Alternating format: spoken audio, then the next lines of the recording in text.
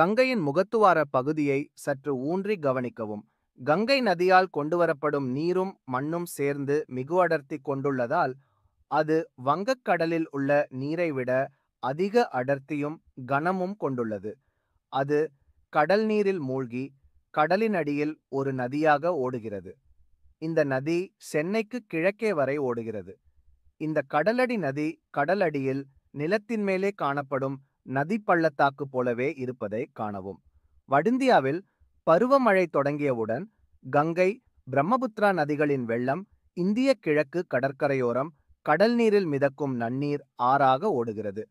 பிப்ரவரி March மாதத்திலிருந்து அது தென்னிந்தியாவில் தூத்துக்குடி வரை பரவுகிறது. அக்டோபர் மாதத்திலிருந்து அது கொஞ்சம் கொஞ்சமாக பின்வாங்கி செல்வது 2014ஆம் ஆண்டில் கண்டுபிடிக்கப்பட்டது. கங்கையிலிருந்து மிகு நீரை கடல் மூலம் நதி நீர் இணைப்பு பல கோடி ஆண்டுகளுக்கு முன்னரே இயற்கை செய்துவிட்டது. இது நமக்கு சமீபத்தில்தான் அறிவியற்பூர்வமாக தெரிய வந்துள்ளது.